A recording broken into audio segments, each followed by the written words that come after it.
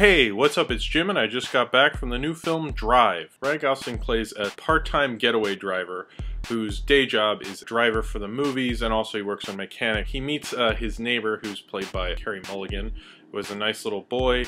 They strike up a friendship. He finds out her husband is going to come home in like a week or so, and they kind of have a bit of a romantic thing, but they don't really do anything about it. But you can definitely tell through their staring glances and just their body language. Her husband comes home and he needs to pay off the protection money he had in jail, so he owes them $2,000 and they keep upping the amount, so he really just needs to do this one job to get them off his back. So Ryan Gosling's driver character helps him out. However, the deal goes wrong, and then her husband is killed, and the driver, he needs to go set right this crappy situation that he has been thrust upon. The driver is very much a noir in a current sense. Just like in Detour, it was never his fault. It was always circumstance. You know, he opens the car door and the guy just happens to fall on a rock, and it was almost apologetic for like these horrible things he's doing. And Ryan Gosling's driver character isn't apologetic.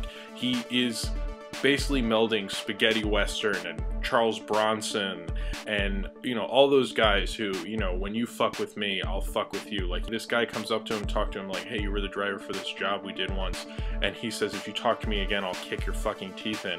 And I think that shows it shows the difference in cinema versus the noir style in the 40s and the 50s and such.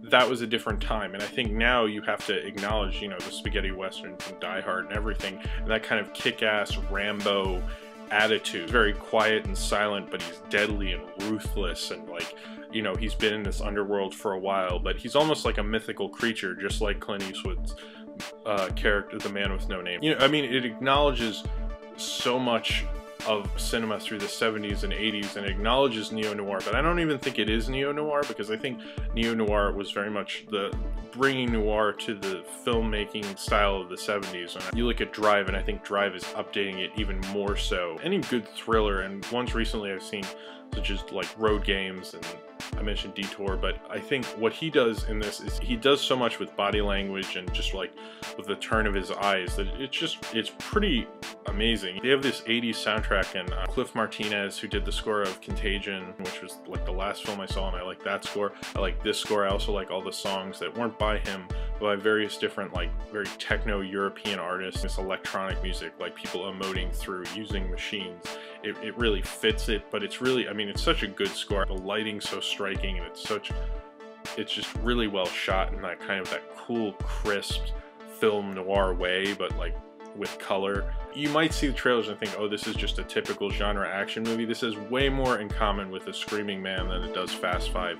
It's way more of an art film than a mainstream film. Like, I'm really a fan of this, as well as just something that I'm just impressed with, like how well made it is. It's just a really great piece of filmmaking. So if you've seen Drive and you would like to talk about it, then comment below in the comments, and subscribe if you would like to.